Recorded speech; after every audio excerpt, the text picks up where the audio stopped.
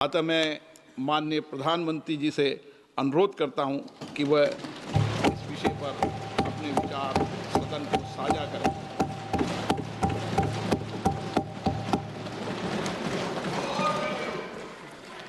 आदरणीय अध्यक्ष महोदय, मैं आपका और सदन के सभी माननीय सदस्यों का हृदय से आभार व्यक्त करता हूं कि हमने इस महत्वपूर्ण अवसर पर एक सामूहिक चर्चा का रास्ता चुना है।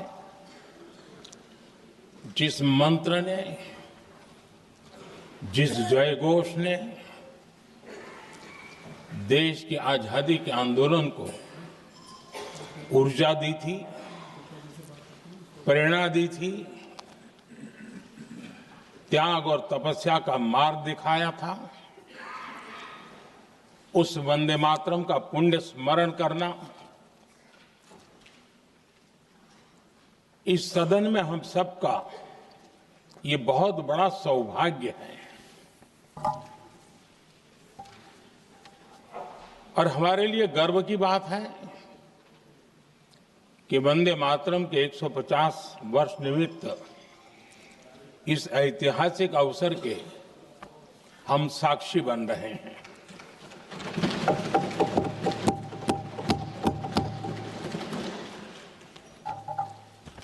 एक ऐसा कालखंड जो हमारे सामने इतिहास की अनगिनत घटनाओं को अपने सामने लेकर के आता है। ये चर्चा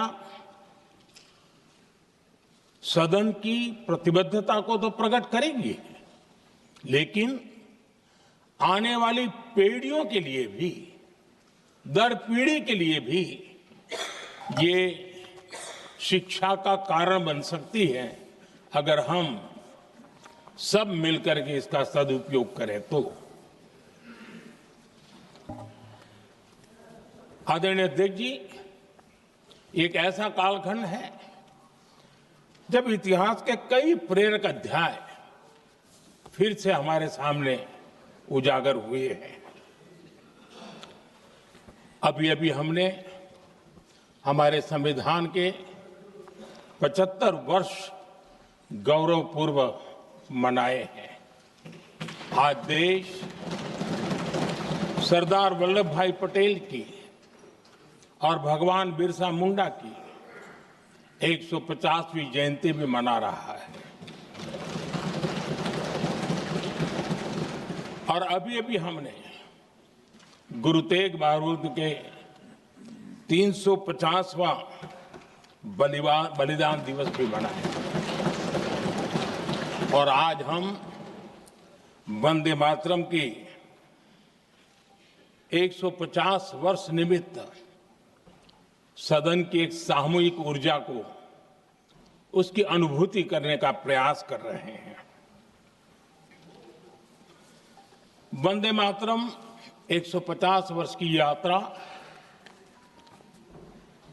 अनेक पड़ावों से गुजरी है, लेकिन आदरणीय अध्यक्ष जी, वंदे मातरम का जब 50 वर्ष हुए तब देश गुलामी में जीने के लिए मजबूर था और वंदे मातरम के 100 साल हुए तब देश आपातकाल की जंजीरों में जकड़ा हुआ था।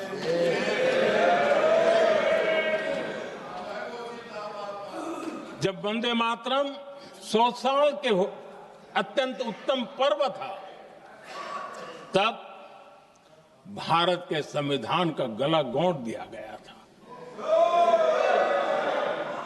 जब वंदे मातरम 100 साल का हुआ, तब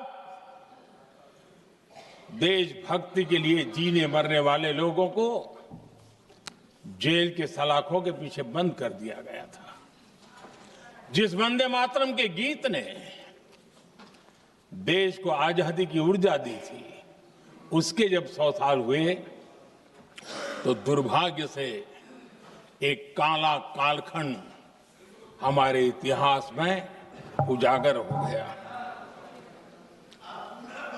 हम लोकतंत्र के गिरोह में थे।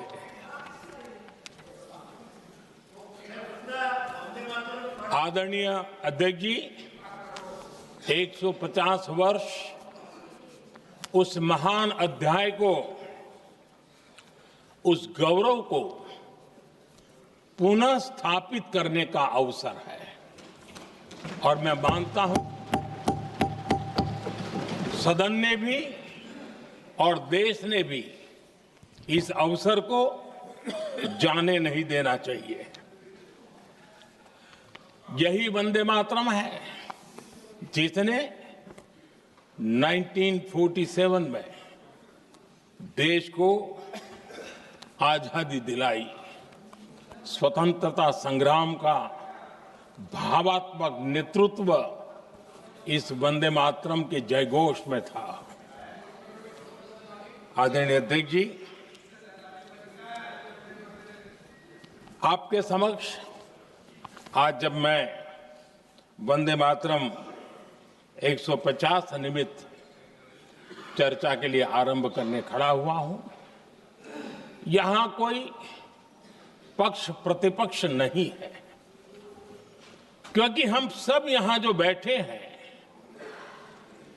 एक्चुअली हमारे लिए रण स्वीकार करने का अवसर है कि जिस वंदे मातरम के कारण लक्षावधि लोग आजादी का आंदोलन चला रहे थे और उसी का परिणाम है कि आज हम सब यहां बैठे हैं। और इसलिए हम सभी सांसदों के लिए, हम सभी जनप्रतिनिधियों के लिए वंदे मातरम के रण स्वीकार करने का ये पावन पर्व है।